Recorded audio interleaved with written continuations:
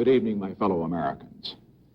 10 days ago, in my report to the nation on Vietnam, I announced the decision to withdraw an additional 150,000 Americans from Vietnam over the next year.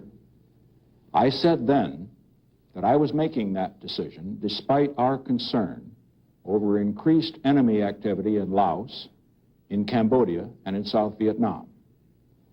And at that time, I warned that if I concluded that increased enemy activity in any of these areas endangered the lives of Americans remaining in Vietnam, I would not hesitate to take strong and effective measures to deal with that situation. Despite that warning, North Vietnam has increased its military aggression in all these areas, and particularly in Cambodia. After full consultation with the National Security Council, Ambassador Bunker, General Abrams, and my other advisors, I have concluded that the actions of the enemy in the last 10 days clearly endanger the lives of Americans who are in Vietnam now and would constitute an unacceptable risk to those who will be there after withdrawal of another 150,000. To protect our men who are in Vietnam and to guarantee the continued success of our withdrawal and Vietnamization programs, I have concluded that the time has come for action. Tonight, I shall describe the actions of the enemy, the actions I have ordered to deal with that situation, and the reasons for my decision. Cambodia, a small country of 7 million people, has been a neutral nation since the Geneva Agreement of 1954, an agreement, incidentally, which was signed by the government of North Vietnam. American policy since then has been to scrupulously respect the neutrality of the Cambodian people. We have maintained a skeleton diplomatic mission of fewer than 15 in Cambodia's capital, and that only since last August. For the previous 4 years, from 1965 to 1969, we did not have any diplomatic mission whatever in Cambodia. And for the past 5 years, we have provided no military assistance whatever and no economic assistance to Cambodia. North Vietnam, however, has not respected that neutrality. For the past 5 years, as indicated on this map that you see here, North Vietnam has occupied military sanctuaries all along the Cambodian frontier with South Vietnam. Some of these extend up to 20 miles into Cambodia. The sanctuaries are in red, and as you note, they are on both sides of the border.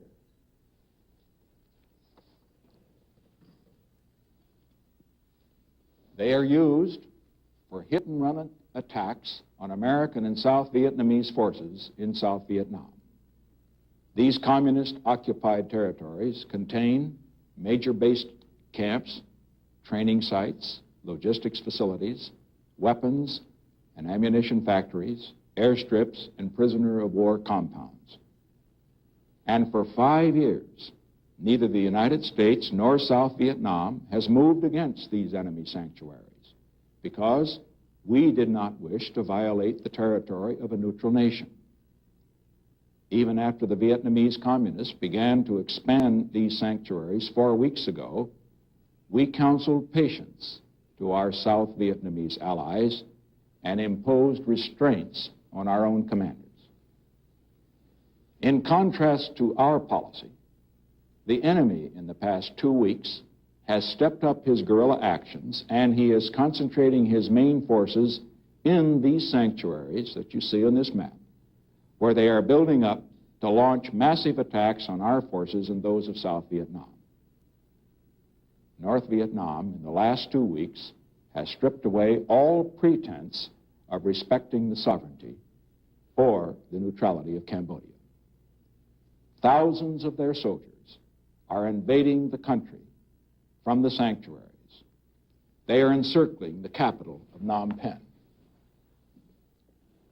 Coming from these sanctuaries, as you see here, they have moved into Cambodia and are encircling the capital. Cambodia, as a result of this, has sent out a call to the United States, to a number of other nations for assistance. Because if this enemy effort succeeds, Cambodia would become a vast enemy staging area and a springboard for attacks on South Vietnam along 600 miles of frontier. A refuge where enemy troops could return from combat without fear of retaliation. North Vietnamese men and supplies could then be poured into that country, jeopardizing not only the lives of our own men, but the people of South Vietnam as well. Now, confronted with this situation, we have three options. First, we can do nothing. Well, the ultimate result of that course of action is clear.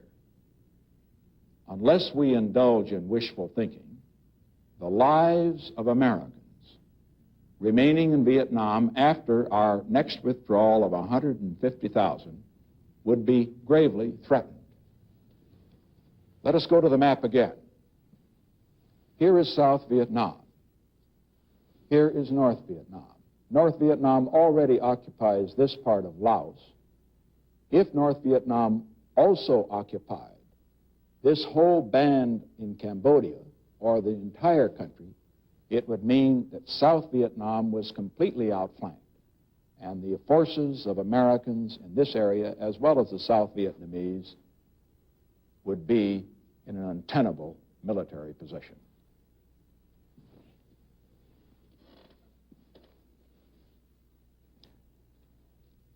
Our second choice is to provide massive military assistance to Cambodia itself.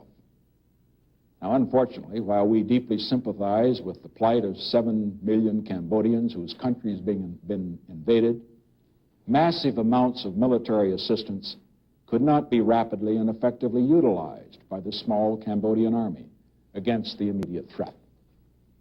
With other nations, we shall do our best to provide the small arms and other equipment which the Cambodian army of 40,000 needs and can use for its defense. But the aid we will provide will be limited to the purpose of enabling Cambodia to defend its neutrality, and not for the purpose of making it an active belligerent on one side or the other. Our third choice is to go to the heart of the trouble. And that means cleaning out major North Vietnamese and Viet Cong occupied territories. These sanctuaries, which serve as bases for attacks on both Cambodia and American and South Vietnamese forces in South Vietnam. Some of these, incidentally, are as close to Saigon as Baltimore is to Washington. This one, for example, is called the Parrot's Beak. It's only 33 miles from Saigon.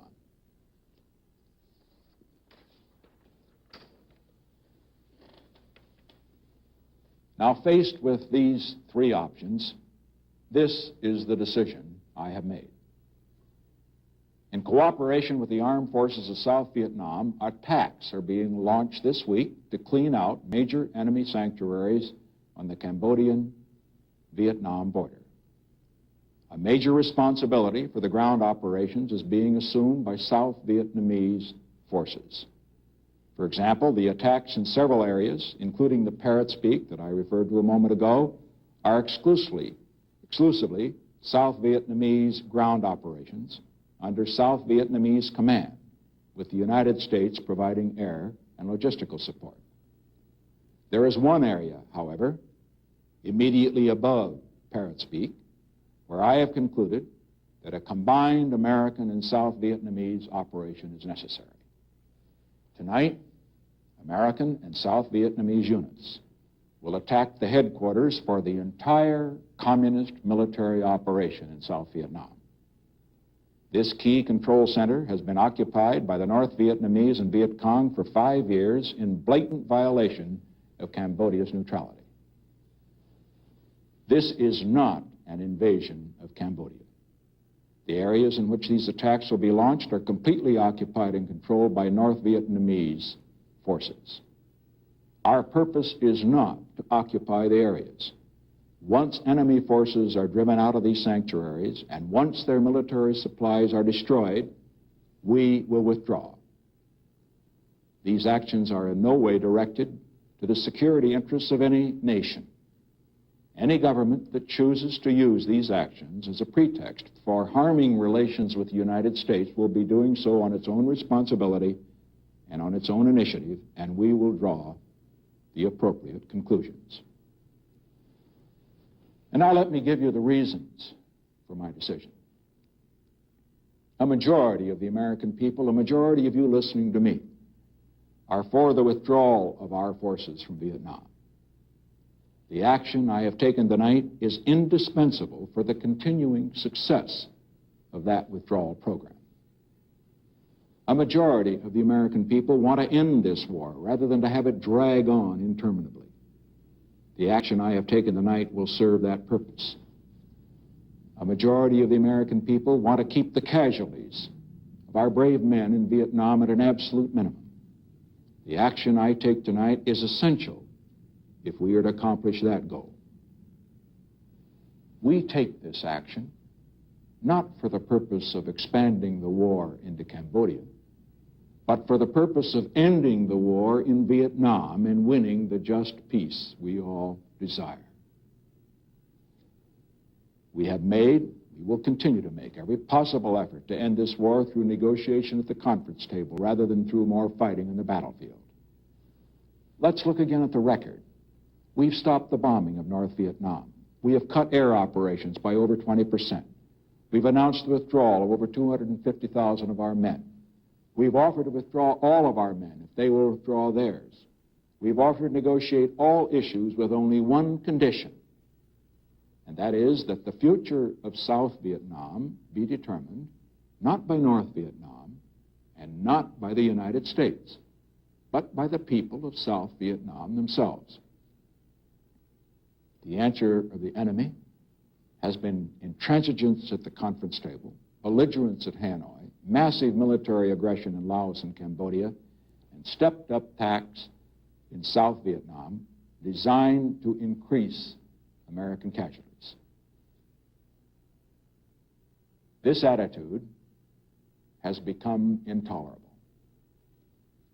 We will not react to this threat to American lives merely by plaintive diplomatic protests.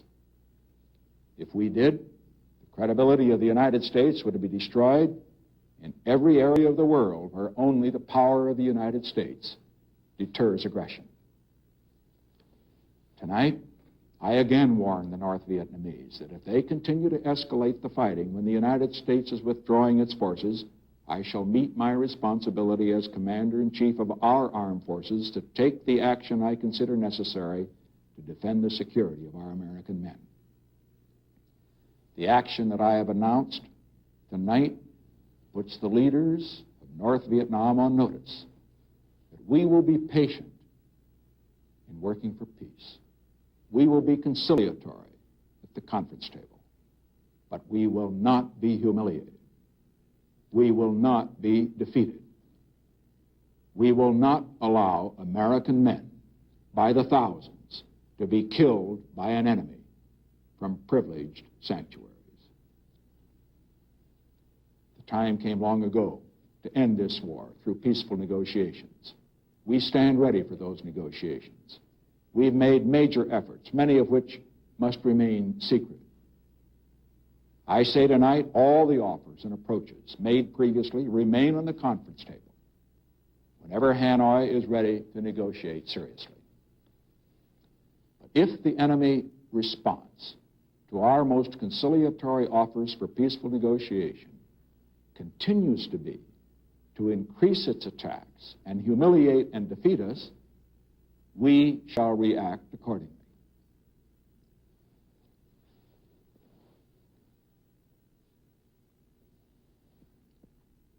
My fellow Americans, we live in an age of anarchy, both abroad and at home. We see mindless attacks on all the great institutions which have been created by free civilizations in the last 500 years. Even here in the United States, great universities are being systematically destroyed. Small nations all over the world find themselves under attack from within and from without. If, when the chips are down, the world's most powerful nation, the United States of America, acts like a pitiful, helpless giant, the forces of totalitarianism and anarchy will threaten free nations and free institutions throughout the world. It is not our power, but our will and character that is being tested tonight. The question all Americans must ask and answer tonight is this: does the richest and strongest nation in the history of the world have the character to meet a direct challenge by a group which rejects every effort to win a just peace, ignores our warning, tramples on solemn agreements, violates the neutrality of an unarmed people, and uses our prisoners as hostages? If we fail to meet this challenge, all other nations will be on notice that despite its overwhelming power, the United States, when a real crisis comes, will be found wanting. During my campaign for the presidency, I pledged to bring Americans home from Vietnam. They are coming home. I promised to end this war. I shall keep that promise. I promised to win a just peace. I shall keep that promise. We shall avoid a wider war, but we are also determined to put an end to this war. In this room, Woodrow Wilson made the great decisions which led to victory in World War I. Franklin Roosevelt made the decisions which led to our victory in World War II. Dwight D. Eisenhower made decisions which ended the war in Korea and avoided war in the Middle East. John F. Kennedy, in his finest hour, made the great decision which removed Soviet nuclear missiles from Cuba and the Western Hemisphere.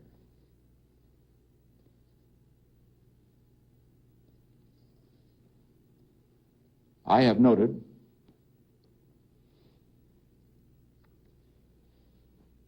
that there's been a great deal of discussion with regard to this decision that I've made.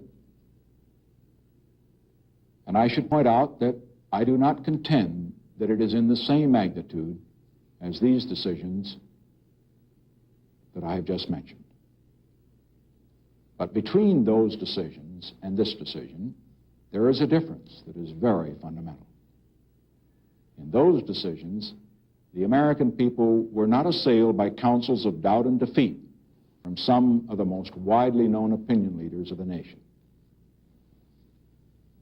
I have noted, for example, that a Republican senator has said that this action I have taken means that my party has lost all chance of winning the November elections. And others are saying today that this move against enemy sanctuaries will make me a one-term president. No one is more aware than I am of the political consequences of the action I have taken. It is tempting to take the easy political path, to blame this war on previous administrations and to bring all of our men home immediately regardless of the consequences, even though that would mean defeat for the United States, to desert 18 million South Vietnamese people who have put their trust in us, to expose them to the same slaughter and savagery which the leaders of North Vietnam inflicted on hundreds of thousands of North Vietnamese who chose freedom when the communists took over North Vietnam in 1954. To get peace at any price now, even though I know that a peace of humiliation for the United States would lead to a bigger war or surrender later. I have rejected all political considerations in making this decision. Whether my party gains in November is nothing compared to the lives of 400,000 brave Americans fighting for our country and for the cause of peace and freedom in Vietnam. Whether I may be a one-term president is insignificant compared to whether, by our failure to act in this crisis, the United States proves itself to be unworthy to lead the forces of freedom in this critical period in world history. I would rather be a one-term president and do what I believed was right than to be a two-term president at the cost of seeing America become a second-rate power and to see this nation accept the first defeat in its proud 190-year history. I realize that in this war there are honest and deep differences in this country about whether we should have become involved, that there are differences as to how the war should have been conducted. But the decision I announced tonight transcends those differences, for the lives of American men are involved. The opportunity for 150,000 Americans to come home in the next 12 months is involved. The future of 18 million people in South Vietnam and 7 million people in Cambodia is involved. The possibility of winning a just peace in Vietnam and in the Pacific is at stake.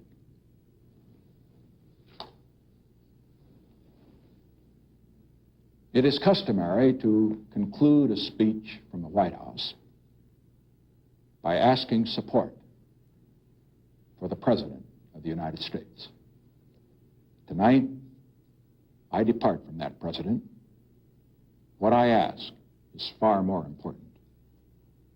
I ask for your support for our brave men fighting tonight halfway around the world, not for territory, not for glory, but so that their younger brothers and their sons and your sons can have a chance to grow up in a world of peace and freedom and justice. Thank you and good night.